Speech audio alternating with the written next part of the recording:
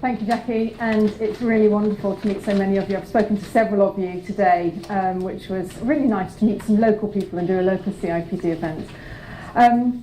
But yes, just a little bit of more of an introduction about who I am and why I'm standing here, as you don't have that in the programme in front of you. Microphone going on. I am traditionally, I'm a business psychologist by trade, trained. Worked with various organisations as an external consultant until I joined Norwich Union back in 2005.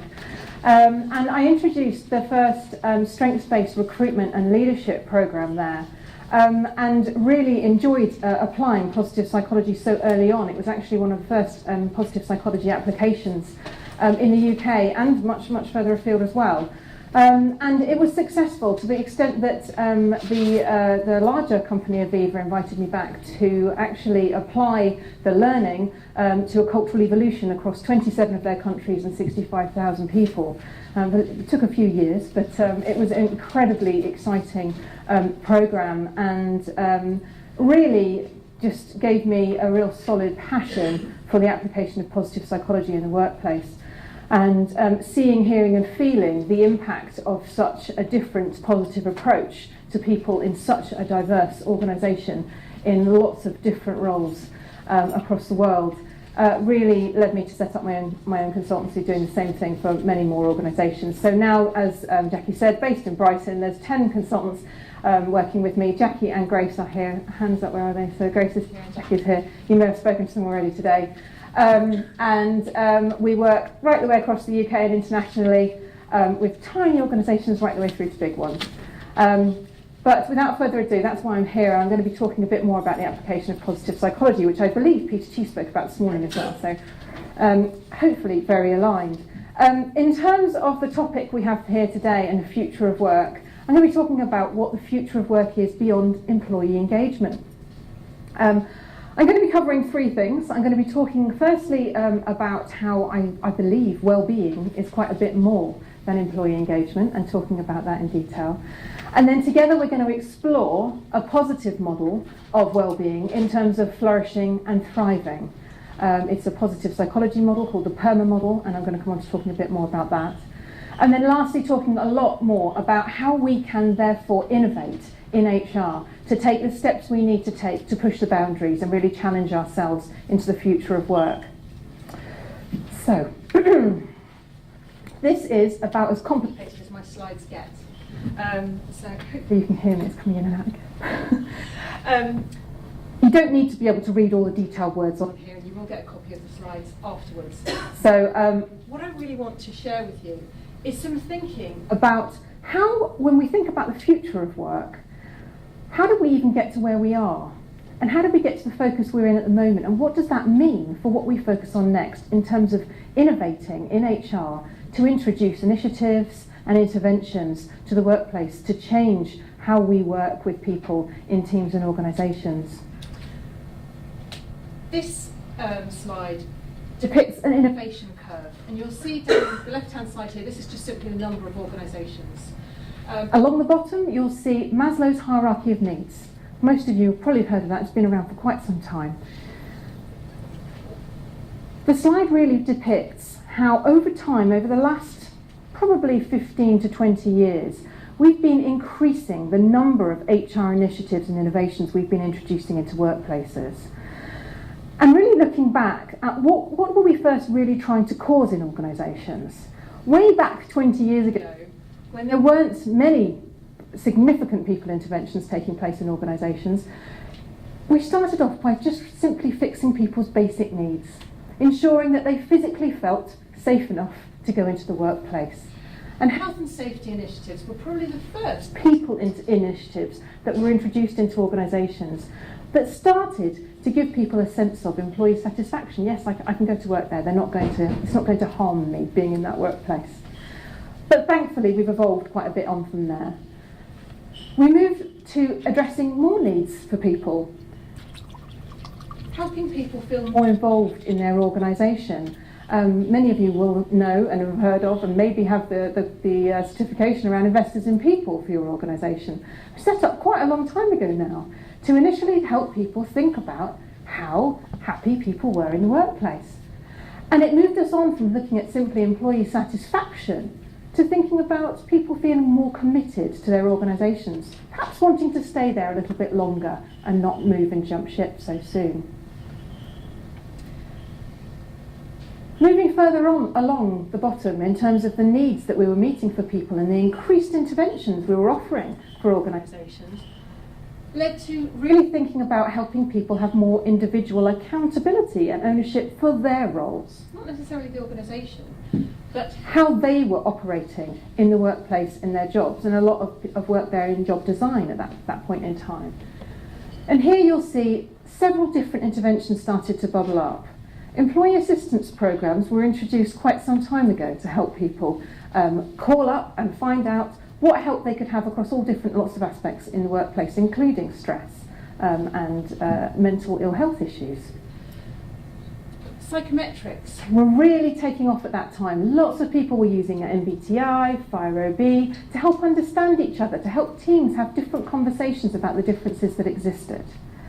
Similarly, there was a really big focus on leadership. There was a lot of research that bubbled up at that time about how leaders had such a big impact on how the employees felt in the workplace. And so that led to organisations taking much more interest and investment in leadership development programmes. Moving on from simply organisational commitment and creating organisational citizenship with these interventions, there was a big explosion about 10 to 12 years ago of employee engagement. It was the buzzword for everything. Suddenly, lots more people, there were many more chief HR officers at the board table. All the HR magazines were talking about whether or not we had a seat at the table. There was a war for talent going on. It was all getting quite serious. And everything came down to how engaged your employees are. How much more productivity and performance can we get out of people by ensuring that they're engaged? I'm sure you can all relate to it. There's surveys taking place in organisations very much still now, focusing on employee engagement, trying to find out and identify all the levers that we can pull to influence how people work on a daily basis. Similarly, new initiatives were introduced at that point in time to really push the bar and help people be more engaged at work. Flexible working became quite a big thing, being able to offer more people options to work different hours and in different work environments too. I've mentioned employee engagement surveys already, but diversity and inclusion became a very important topic to really help people feel more engaged in the workplace. And similarly, lots of organisations focused very much again on the leadership, relationship with the leader and the employee, and developed huge competency-based frameworks and programs to help leaders have better conversations about how to upskill their people at work. Essentially, most organisations are still sitting in this space, and I'm really keen to hear if people have moved on beyond that. There are several that have, but I believe that this is where our innovation has a huge opportunity for the future of work, particularly in HR and people teams. Lots of organisations we're talking to at the moment have been talking much more about well-being. I'm sure you've heard about it. It's a hot topic in every magazine at the moment. All the stats and data around stress and absence in the workplace and the effects, again, on the bottom line for organisations in an increasingly competitive market. And yet a lot of organisations we speak to are seeing well-being as another employee engagement initiative in itself. Yet what I'm going to propose today is that actually it's a new horizon.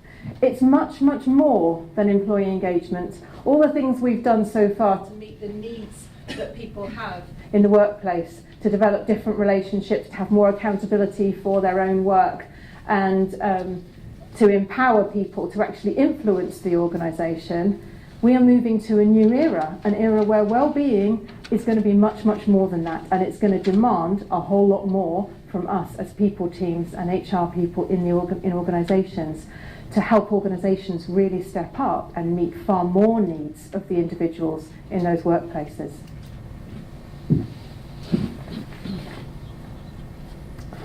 So, let's just have a quick think about what well-being is I'm keen to open this up for any questions if anyone wants to raise their hand. What does well-being mean to anyone in here? I know we've got some roving mics around. If anyone's happy to talk about what well-being means to them.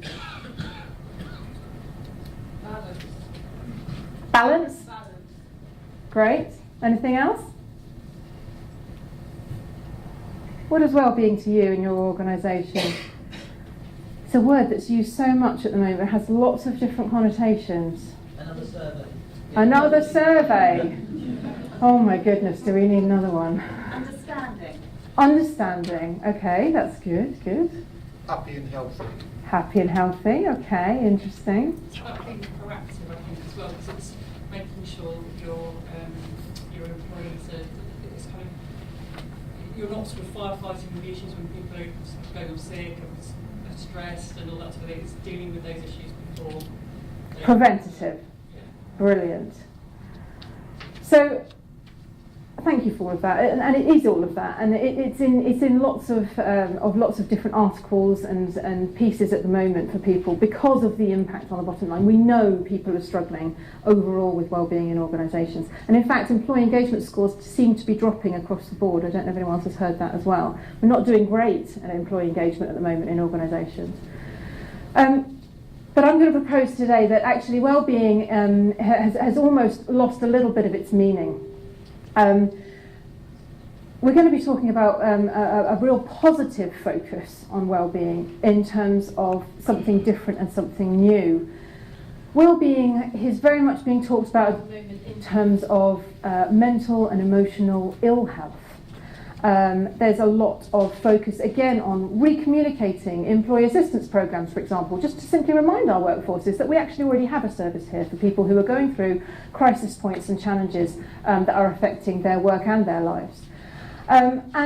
And that's fantastic. We absolutely need to ensure that we are helping people deal with those negative situations where things have got out of hand or a crisis in their life has caused a challenging point for them.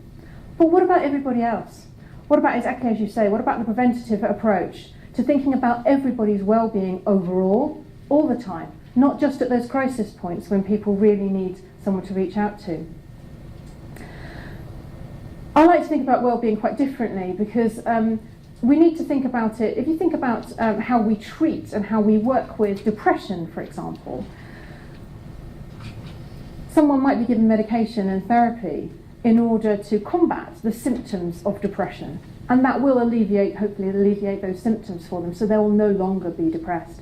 But that doesn't equal happiness.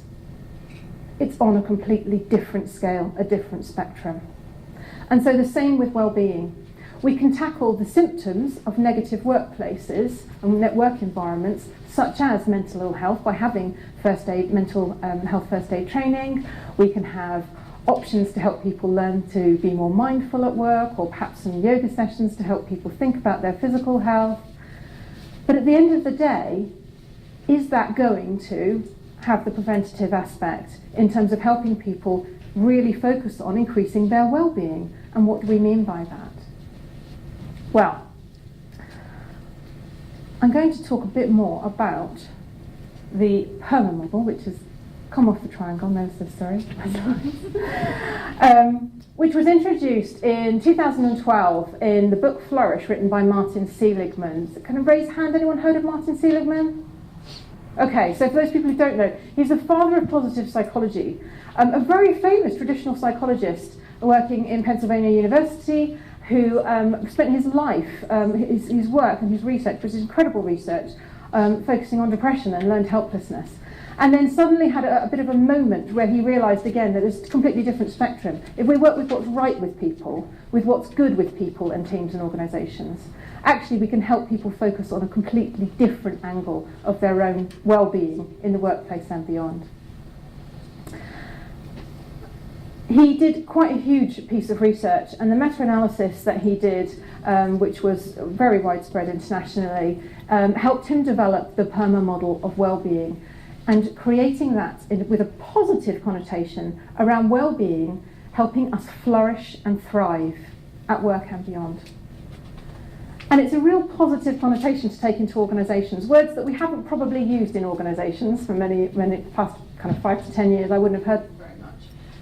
But I'm just going to go through some of the aspects, the pillars of this model with you, and help you think about that model for yourselves and how we could potentially adopt some of those pieces into the work that we're doing for the future of work in HR. So PERMA, there's 5 pillars, they all stand alone, they all do impact each other, but people who are doing well in all those 5 pillars tend to have quite high levels of well-being. So it's a fairly simple framework and model. And these aren't new words. I'm hoping you guys have seen all of these before, maybe in your employee engagement survey results possibly.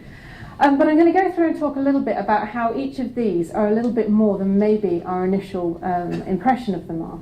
We have firstly positive emotions. And it seems like common sense, doesn't it? You know, if we feel good, then we're going to do better at work, we're going to do better at home. It's common sense, it feels like it makes sense. But the great news is that the amount of new research and data that exists in this area in the last 5 years around the whole of positive psychology is bubbling up and showing some fantastic results.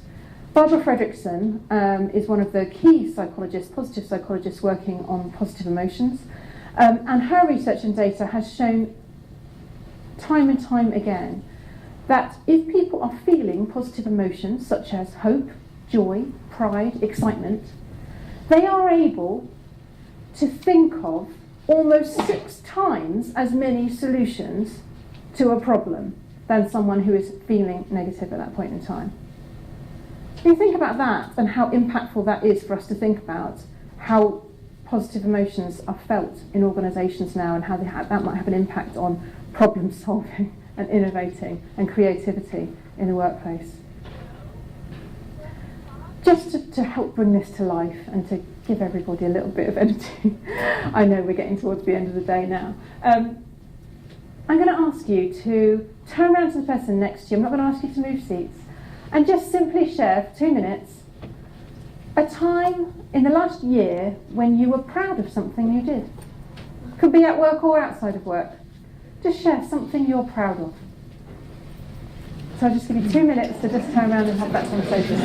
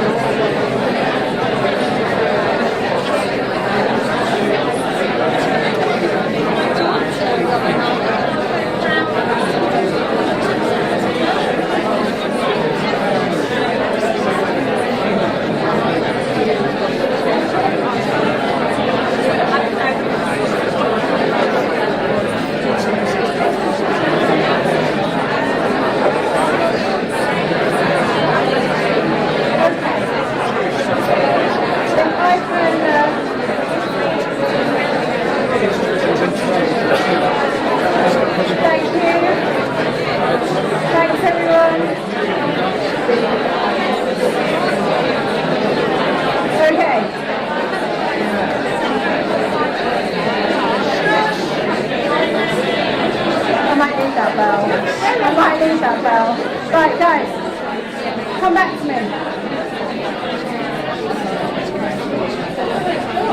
It's okay, you can just finish up where you're at. going to have lots of chance to have more conversations like this.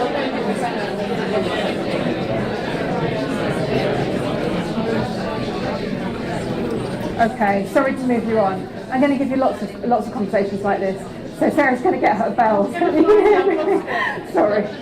Okay, so you get the gist. Talking about something that you have positive emotions around. Pride is a really, really good one, particularly for the workplace, and it's a really easy one for leaders as well to be talking about with their team members. People tend to like talking about those things, but don't often get the chance, and particularly sometimes things that are outside of work too. But I'll come on to talk about that a bit more in a minute. So let's just run through these next ones. Engagement. So being engaged in a task or an activity where you are really enjoying it. Sucked into something where you are absolutely in the moment. Things around you are kind of dissipating. You are really fully focused on something you're doing. You're doing it well and you're enjoying it. And this one is very much linked to strengths, which I'm extremely passionate talking about. But engagement in this aspect, being locked into an activity and a task that you enjoy that much, can often induce a state of flow, which some of you may have heard of. There's, again, loads of research being built in this area, particularly by a fantastic positive psychologist called Csikszentmihalyi. See, I did it. And don't ask me to spell it. But yeah, he's done some incredible work into flow. So, just again, to give you guys an indication of what I'm talking about and a real tangible way of thinking about this, again, we're going to do 2 minutes and I'm going to use the bell. We're going to turn around to the person next to us. The question here is, try and take a minute each. When was the last time you were totally absorbed in something? To the point that you lost track of time. It doesn't have to have been this year or yesterday, it could be years ago. When was the last time you were totally absorbed in something to the point that you lost track of time?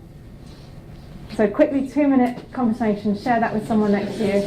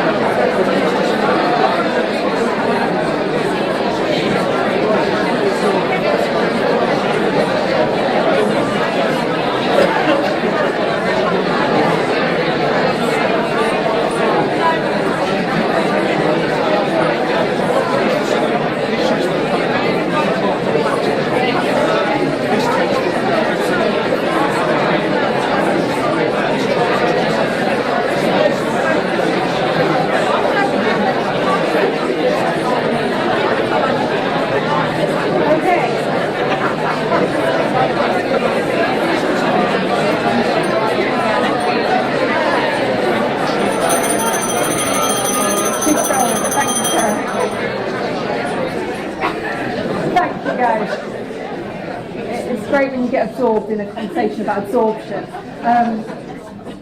So you get my gist. We're going to do a couple more. So positive relationships. Now it's a very important following Lethan's discussion to make sure that we talk about relationships. But positive ones. It's really obvious. If we have positive relationships, we're going to enjoy our environment much more wherever we are. But there are some aspects of building relationships and maintaining relationships that are really critically important to keeping positive relationships going in the workplace and beyond, that aren't just simply about friendships. It can apply to those as well, but it can apply to those positive relationships that we have that are more far-reaching in terms of our web of support when things go wrong, having many more positive relationships when things hit us, as they often do in our lives, to be able to talk to different people in different time frames and understand that there's a bigger and broader picture often helps us build our resilience in those times. So the next question is just to think to yourself and share, if you can, in your pairs. Think about someone you have a positive relationship with now. It can be a friend, it could be someone at work, it could be someone outside of work. And think about these two questions.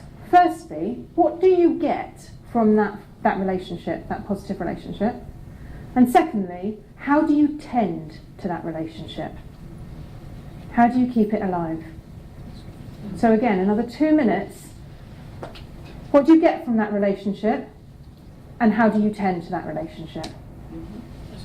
Okay?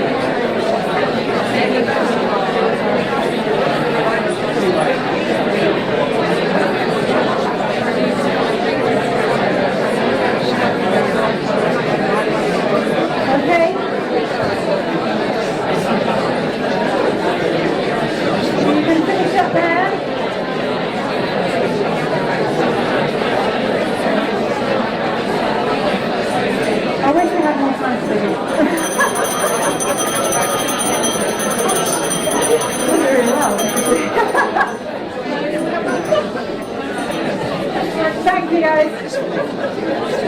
Right. As I said, I wish we had more time for these, but I just want to give you a bit of a taster of the very simple questions we can ask ourselves around this model that helps bring it to life. So, positive relationships, tending to it, that's really a critical one, isn't it? The next pillar is about meaning, and we heard Katie talking about meaning today in terms of taking an ethical approach. And meaning here is taking that simple step of thinking about being part of something that is bigger than oneself. So simply feeling that I have a purpose here beyond my own needs. And a great question, again, is just simply to think to yourself and hopefully just turn around to the person next to you. What do you feel part of that's bigger than yourself? Anything in work, outside of work? What is it that gives you that bigger sense of meaning in your life?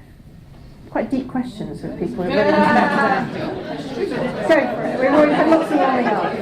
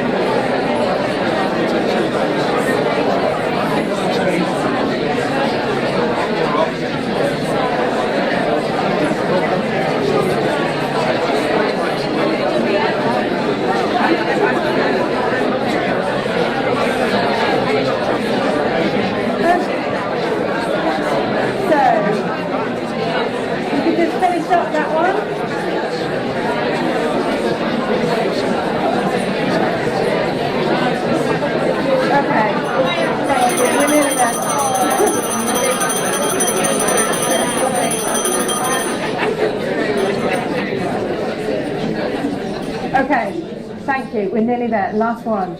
Okay, the last pillar is about achievement and accomplishment.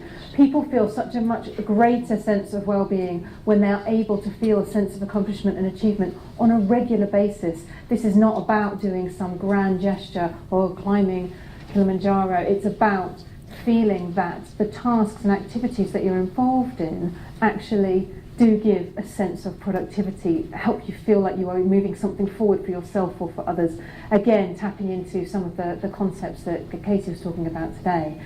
So just simply, I'm going to challenge you a little bit more here on this one. So again, let's keep it short, 1 minute, and then I'll talk a bit more about how we can use this model. Is turn around to the person next to you. What did you achieve or accomplish yesterday? Right? One thing. Let's keep it snappy. Have a go.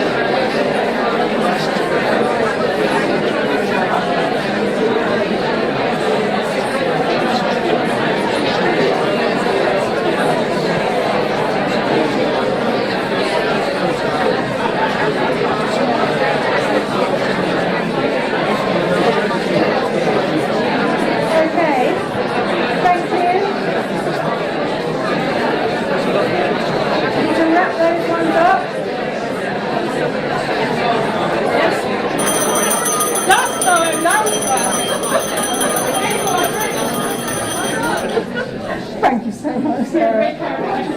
And thank you, everybody, for really diving in there. I hope you've had some different conversations with people that you wouldn't ordinarily have in this given environment. And just think about the connection that you might have just made with someone you didn't know so well. Sometimes these types of conversations mean that you bring much more of yourself to the conversation. You're talking about your whole self, and we're going to come on to that in a minute. But what can we do with this model? Well, it's a great model to be able to diagnose and pulse check how we're feeling about things. I'm sure all these aspects are probably in your employee engagement results somewhere. You could probably pull them out and look at them in isolation if you wanted to look at those and diagnose wellbeing overall. But there's other ways that we can do it. We can simply use it as a platform. It's based on evidence-based research, which is clearly very important. Use it to start conversations, questions to start conversations in organisations to get people talking about what's most important to their well-being. The great thing, I think, is that also it gives a lot of people who are already in organisations, when they look at this, they actually feel a little bit more reassured that in some cases we're already doing some good stuff in this space. So I'm hoping to get some nods of recognition that some people are already doing work in these areas, but maybe haven't put it together in this model in the same way. But therefore then, what is the difference here, if this appears in our employee engagement survey results, between employee engagement and wellbeing? And why am I saying that wellbeing is much, much more than employee engagement? Well, I'm going to hopefully address that question for anyone who's thinking about it, because I think it's really important. It's thinking about what's the distinction now between what we've done before in terms of employee engagement for people in organisations to actually really thinking about initiatives and innovating around the space of wellbeing, and how can that be the future of HR? Or is it just another initiative that takes place as part of our employee engagement initiatives? Well, I think there's three distinctions, and I'm really keen to share them with you because it's the first time I've shared these distinctions with anybody, so I really want your feedback. So firstly, based on as I said, the work that we've been doing, we think that it's about the whole person well-being, where employee engagement might perhaps have been applied that way, but hasn't always been positioned that way from the beginning. And when I mean about the whole person, it's about the fact that our increasing work-life integration and the ways of working going forward with the increased technology and digital focus we have is going to mean that work and life is much more blended, and we know that. So therefore we're going to have it much more of a struggle to try and have a different work persona than a home persona than ever before. But what that means is we are going to have to be far more accepting of everyone's beautiful and unique differences that exist in the increasingly diverse workforces that we have. So for me, this is definitely a real biggie. It's about the whole person. And the more that we can help people be their true selves in the workplace, the more we're going to have creativity and innovation in any space, regardless of industry. The second distinction, it's about everyone. So employee engagement, although it's about everyone and everyone gets to do their survey, it's the team leaders and the leadership populations that get the results, and they hold on to those and they control things. And sometimes it's HR as well. There's a bit of a policing going on in terms of who gets which sets of results. It's all categorised into teams and departments and functions. It's very siloed in terms of how we actually give out that information. I'd be keen to know if anyone does something different, and I'm sure there's different ways of doing it. But well-being is about everybody. It's not just about the leader-employee relationship. We know that's really important to how people feel, but actually people's well-being is affected by every single person that they work around, their teams, but also other teams as well. And we know, again, in much more mixed workforces, with companies that have got great areas for hot desking, we're going to be working alongside and sitting next to and having conversations on a regular basis and relationships with people right the way across different types of organisations, maybe even mixing those organisations up. It's about everybody being able to get on with everybody and support each other's well-being, not just that leader-employee relationship. We've placed a huge importance on the leader-employee relationship in terms of employee engagement. And if anyone looks at the stress results for organisations, you'll find that the most stressed populations are the managers, who we keep asking to do more and more and more stuff for everybody. Yes, we know they're important, but people can take accountability for their own well-being. I'll come on to accountability in a minute. But we can help well-being initiatives be about everyone. It doesn't have to be saved for any particular population. Thirdly, it's about work and beyond. Interestingly, I'm sure you've spoken to your people about this as well. When we talk to people in organisations about employee engagement now, everyone knows this employee engagement initiative is supposed to help me make me more productive and perform more. People are quite cynical about employee engagement initiatives now. They don't necessarily want to be a champion anymore, unless it takes them away from the job they don't enjoy doing on a regular basis. But also, the employee engagement work teams and action groups that we've got going in organisations, they're an industry in themselves. And yet, shouldn't it be about everybody? And shouldn't it be about more than that? People know now, and I think the wellbeing focus is really helping people understand that in order to help people flourish and thrive in the workplace, that's going to have a huge impact on that individual at work and beyond. It's not just about getting the numbers out of that person, the productivity and the performance. It's about supporting them to be the best they can be, and we know that's going to have an impact far beyond the work environment. So these three distinctions are things that we're seeing coming out when we're talking to people about wellbeing. And I'm glad to say a lot of people who are focusing on wellbeing initiatives now are starting to think about initiatives that actually play into those aspects too. So I hope some of you who are doing that will recognise those pieces in the work that you're doing. But what can we do to support this shift? Well, in terms of the whole person, I think we've tapped on this in various ways today, but we need to help people develop greater self and other awareness. It's a simple thing. We need to help keep that human element. I know Peter Chief talks about this a lot, and it's so critical to the work that we do. With this increased focus on moving to social media and the digital workplace, people are having less conversations, and we need to keep those alive, ones that are important, ones that matter to developing relationships. But also, we know from loads of different pieces and initiatives we've worked on in organisations that developing self and other awareness allows people to really, again, feel and understand the rich difference that exists in the world, in human beings. And so therefore, that will help people understand that well-being is far more about the whole person. But also, helping people talk openly and honestly without any judgment. So giving people platforms to have conversations, as we have done today. I hope you haven't been judging each other, but I don't think you have, because everyone carried on talking continuously. So I think, there's this aspect around people genuinely want to do good. People genuinely want to have a positive relationship. We just simply need to help people with platforms and tools to go in the right direction. But they can do so much of that themselves. Secondly, in terms of helping it be about everybody, is that aspect I talked about before, about breaking down silos. Again, wellbeing initiatives are being introduced in a much more multidisciplinary way, the way I see in organisations. We're seeing champions from right way across the organisation in ways we haven't seen with employee engagement initiatives. Things are being kept very much cross-functional. And it's a topic that lots of people can talk about together because there's unification in the topic itself and in those pillars. People find it easy to talk to anybody about those aspects. Transparency, I think, is key. I think particularly for us innovating in HR, the more we can let go of the information and the data that we hold, the more we're empowering other people to do things with it themselves. Because essentially, and I know from the HR people I speak to, we don't have enough resource or budget or capacity to do any more than we're already doing. So if we've got to do more than we've ever done for employee engagement, the only way we're going to take that step forward to helping move into a different space around wellbeing, which is going to require more and give more to the individuals, is by letting go and empowering other people to take care of their own accountability for their own wellbeing. And that's a really different concept. We know organisations for many years who work in hierarchies have very much a parental-child relationship. It's been talked about continuously, and it's because it still exists. That hierarchy creates it. But being able to be honest and challenge ourselves as HR professionals to let go and to say, actually, I'm going to talk to these people as adults. We're all adults here. Because I speak to a lot of people who say, no, our managers aren't ready for that. No, it's way too much for them. Are they really? I mean, honestly, they get themselves out of bed and manage their lives quite perfectly at home. Why can't they do that in the workplace as well? I think we need to give more credit to the people that we do have in organisations and leaders really stepping up to take accountability for their own well-being, but supporting other people to do that too, so that it's not all on the shoulders of the leaders.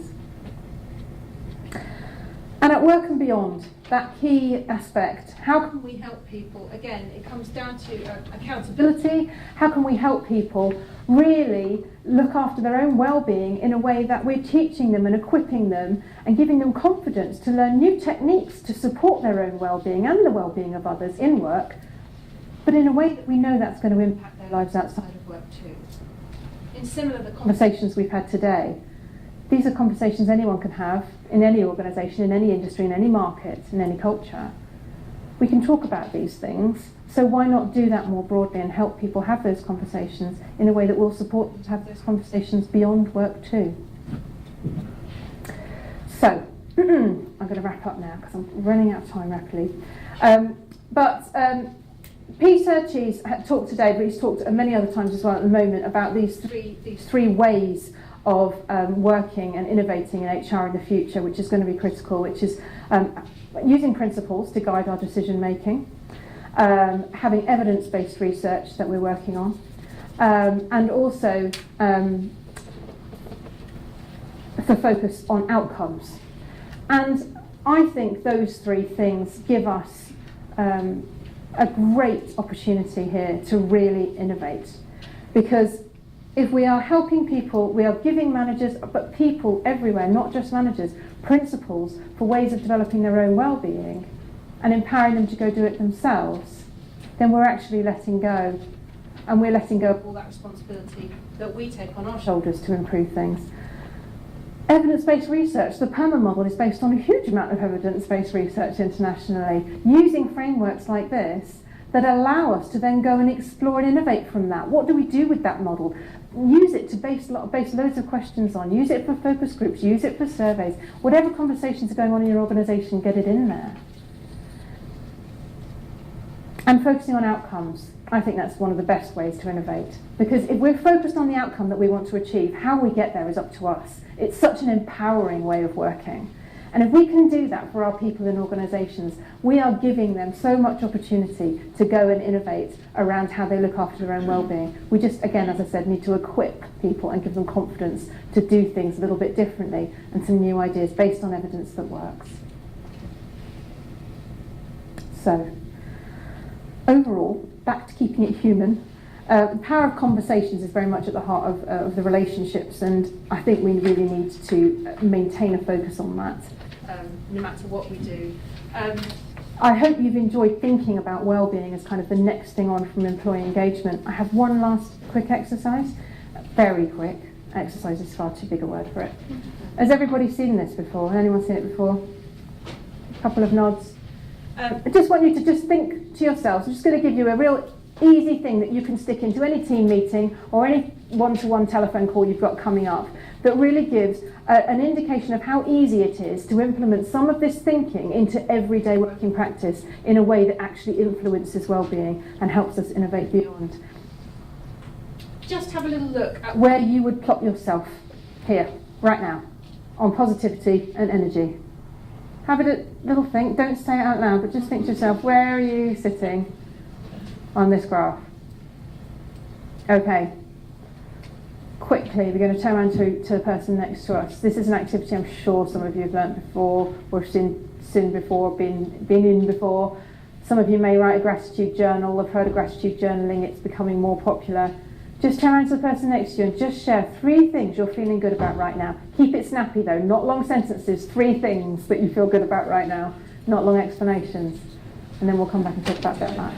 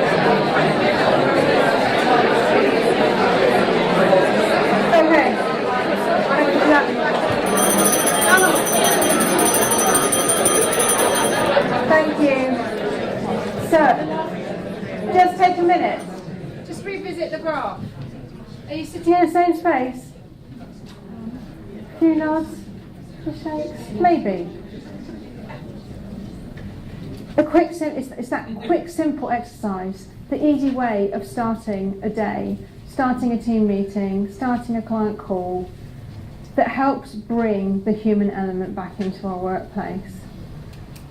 If you start doing it, you'll be amazed how many other people start doing it in your workplace really quickly. It's a real viral thing. And the research behind it is fantastic. Anyone who does this every day for 2 weeks actually still has improved well-being and happiness 6 months after that, even if they stop after 2 weeks. So it's really worthwhile doing, and people who do take notice of these things tend to live healthier and happier and longer lives. So it's kind of good for everybody. So all I'll say now is thank you very much for letting me jump in at the last minute. I really enjoyed talking about this. As I said, some new concepts here that I've not talked about before, and there's not time for Q&A now, but I'm happy to hang around and chat to anyone afterwards. Please come and tell me your thoughts. Also, Grace and Jackie here as well. We'd love to hear more about your organisations and how we could potentially support you. So please do write down our details, link with us on LinkedIn. We've been tweeting all day. Simon's fantastic pictures. I can't wait to see what's come up. And I'm going to hand over to Jackie. But thank you so much for being great. I'm really getting it.